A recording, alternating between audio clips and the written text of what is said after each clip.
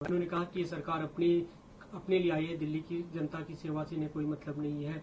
उनका ये भी कहना था कि बंगले का जिक्र किया उन्होंने कि अपने लिए इतने करोड़ का बंगला बनाया और उस बंगले में विजिलेंस जांच न करी, इसलिए अपने पास एडमिनिस्ट्रेशन रखना चाहते हैं। देखिए, दो बातें देश के लोगों को समझना बहुत जरूरी है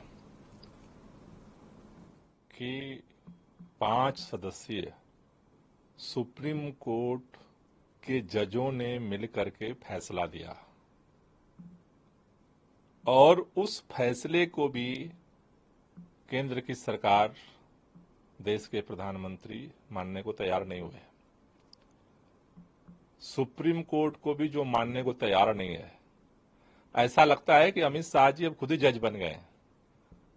सर्वोच्च न्यायालय इसलिए बना हुआ है कि अगर राज्य सरकार और केंद्र सरकार के बीच में किसी मामले पर अगर कोई मतभिन्नता होती है, उसीलिए संविधान पीठ ने अपना फैसला सुनाया।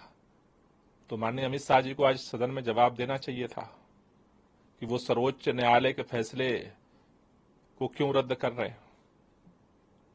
इसका जवाब नहीं दिया, वो भाग गए। दूसरी बात, जहां तक वो बंगले के पीछे छुप करके दिल्ली के लोगों के अधिकार को हड़पने की कोशिश कर रहे हैं, ये 2015 में जब ये दिल्ली की स्थितियों को परिवर्तित करते हुए और एलजी के अधिकार को दिल्ली के ऊपर थोपने का जब पहली बार इन्होंने निर्णय लिया, उस समय तो परिस्थितियां अलग थी।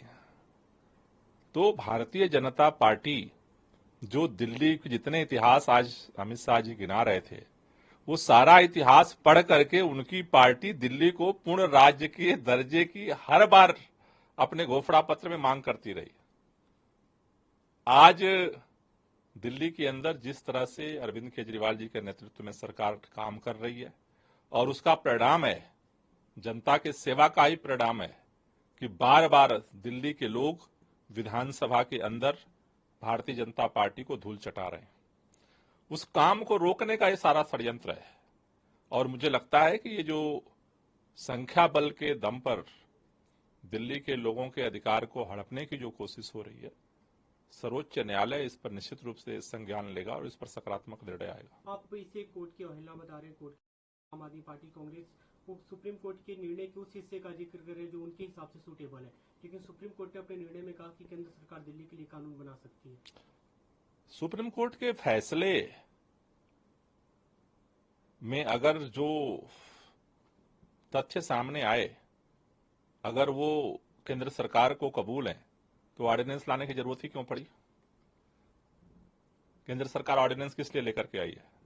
सुप्रीम कोर्ट ने जो फैसला किया उसको केंद्र सरकार मान जाए, राज्य सरकार मान रही है। ऑर्डिनेंस किस लिए लेकर के आए?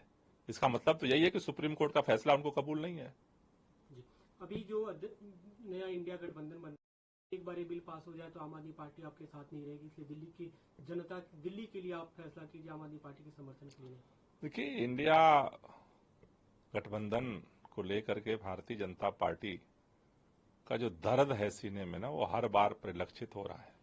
चाहे देश के माननीय प्रधानमंत्री हो, जिस तरह से उस दिन गिना रहे थे वो कि ये ईस्ट इंडिया कंपनी में भी इंडिया था, इंडियन मुजाहिदीन में भी इंडिया था, और आज जिस तरह से अमित शाह जी को चिंता हो रही है कांग्रेस की, वो इस बात को दिखा रहा है कि ये गठबंधन देश के लोगों के परिवर्तन का एक मंच बन चुका है और वो भारतीय जनता पार्टी को बेचैन कर रहा है। जी, अमित शाह ने इसका जिक्र किया कि जब पंडित जवाहरलाल नेहरू, सरदार पटेल हो, सबने इसका विरोध किया था कि दिल्ली में विधानसभा बने, सबने इसकी मुखालफत की। देखिए, उस समय दिल्ली की स्थितियां अलग थी, लेकिन सारा इतिहास गिना करके मुखालफत की बात कर रहे थे, तो उसी संसद के अंदर ही दिल्ली के अंदर विधानसभा के गठन का कानून तो उसी संसद में बना और उन सब लोगों को, मुझे लगता है कम से कम अमित शाह जी से तो ज्यादा लोग विद्वान थे कानून के जानने वाले, जिन्होंने विधानसभा दिल्ली के अंदर गठित की।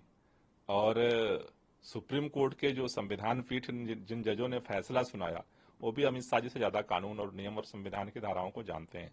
तो मुझे लगता है कि अमित शाह जी अपने किए गए गलत कारनामों को छुपाने के लिए उसे तोड़ मरोड़ करके पेश करने की कोशिश करते रहे, लेकिन इससे ये फर्क नहीं पड़ जाता कि दिल्ली के लोग इस बात का याद रखेंगे कि एक सरकार आई थी, देश में एक प्रधानमंत्री थे, देश में एक गृह मंत्री थे, जिन्होंने दिल्ली के लोगों को दोयम दर्जे का नागरिक बनाया। एक अंतिम सवाल, उस चर्चा में जो दिल्ली से सांसद है, केंद्रीय मंत्री ने जैसे शब्दों का इस्तेमाल किया, मुझे लगता है कि उनकी बातों को लोग सीरियसली नहीं लेते हैं, तो वो उतना महत्वपूर्ण प्रश्न नहीं है कि वो क्या बोलते हैं। वो जो बोलते हैं वो अपने आप को ही छोटा करते हैं।